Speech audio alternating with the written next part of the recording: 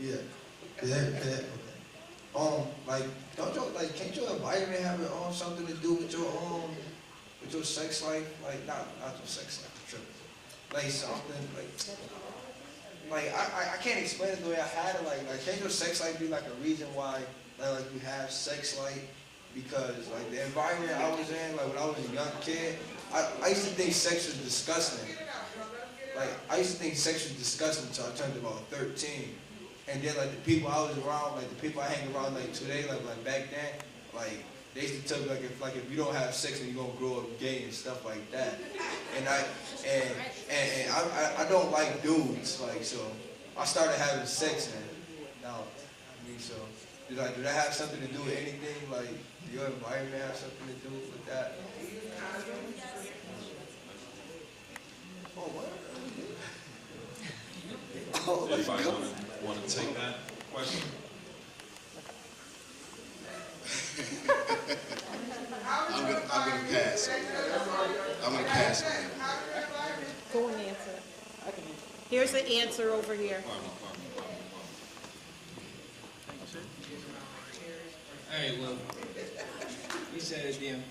Basically what you're asking is the way you can the way you grew up affect how you is now? Can your past affect your future? My answer would be yes, because like, if the way you was taught when you were younger, they taught him, oh, you gotta have sex, otherwise you're gonna be gay, you know, and then people would start clowning you, so that's why he had sex. And that's why how he is now, so therefore, yes, the environment can affect. Let me ask. how you is. Can I ask the question? Was it his environment or was it peer pressure? It's the same Yeah, thing. there you go. It's a better way to put that. Your peers, your people, the people you hang around with. That's why you gotta watch who you hang around with. Because if they put you in a position where you feel uncomfortable, like you're feeling like you gotta do something, then that's not the type of people you want to hang around with. So that's the reason why you is now. I'm not trying to say they're bad people, but if they put you in a position like that, I wouldn't be around you. Okay, we gotta wrap this up now. You know, we're just getting into it too. Final thoughts from the panel, just in regards to some of the stuff that we discussed here. And, you know, obviously this is not something we're gonna solve tonight. You know what I mean? We basically, you know, talked about a lot of different information that you could take and, you know, apply to your life. So what's some final thoughts that y'all have?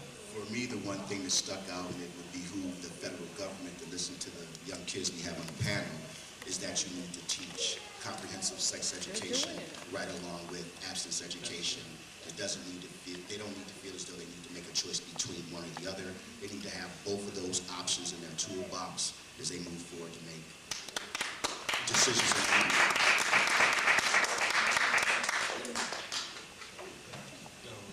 I guess I feel once you get past like the age 12, it's really hard for the parents because they saying stuff to you, trying to help you out, but it's not going to get in. So I think we need to raise the intensity level of these programs like this so we can get all these kids past 13 years old and tell them not to do what they do want to be abstinence and have these choices that, yeah. Very good.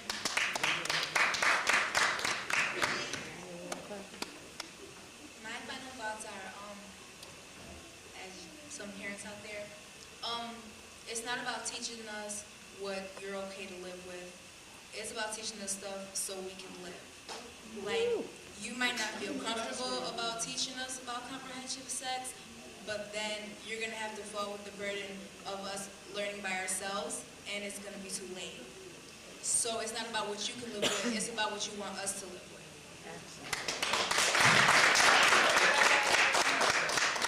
She a handful right there. Yeah. I also want to add on to what Donald said.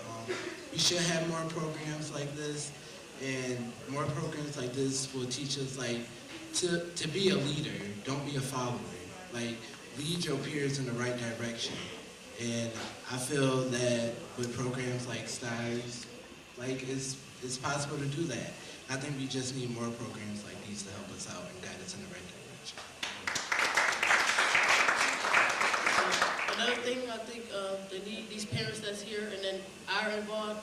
I think you should help your friends or your kids your kids, friends, parents to help them involve and be their backbones and give them different ways that they can sit and talk to their parents, because it seems that some parents that's here, that I can see that, they think they sit down and talk to their parents, or they know ways to sit down and talk to their parents. And I think that y'all should be teachers also and teach y'all kids, friends, parents, or either y'all friends to teach, the way that they should talk to their kids. Well, I think that the more information our kids have, the better decisions that they can make. The more informed decisions that they can make.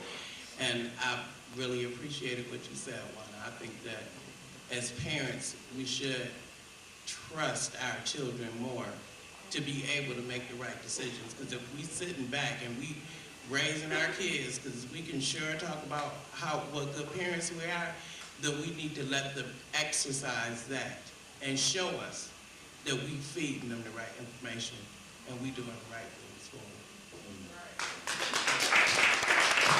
Sorry, you had a question. I just want to give everybody my final thought, and something came up really important that I really wanted to voice is respect, like you said, and like Dolores said, is respect. And I don't know about you, but my house is a dictation. My mom, you make rules and you have to follow them. And sometimes I have to disagree with them, but I'm a rebellious kid, raw at times. And I just want to say that trust is very important. And honestly, I can say that my mom probably doesn't trust me a lot. On a certain level, she does. And the less that she does and demands respect, I feel like respect has to be earned. And I feel like every time she's trying to empower her respect or her title as like top dog in the house or whatever, I feel like I have to give less respect. Because I know that's my mom and I will respect that, but if you're going to keep pushing it, then I'm going to give you less respect. And I just want other parents to understand that, because sometimes it's kind of insulting when you guys push us, and when you constantly remind us that you guys are the top dog, whatever. So our next, so our next panel is going to be on parenting. Yes. We have a dialogue between parents and kids. That'll be our next. Okay, so is this something that you would want to have again, as far as like a forum and stuff like that? By show of hands, how many people want to have something like this again? Okay, that's peace. That's peace. Okay, Samika.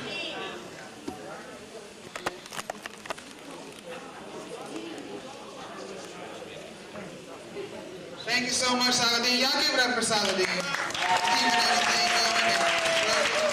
Give it up for our panelists up here. And one last time for everybody that's in the audience who've been asking questions and learning and listening. Great experience. And I will make sure that we can continue this conversation, because it was just starting to get all good and stuff. And we will find other avenues to continue it.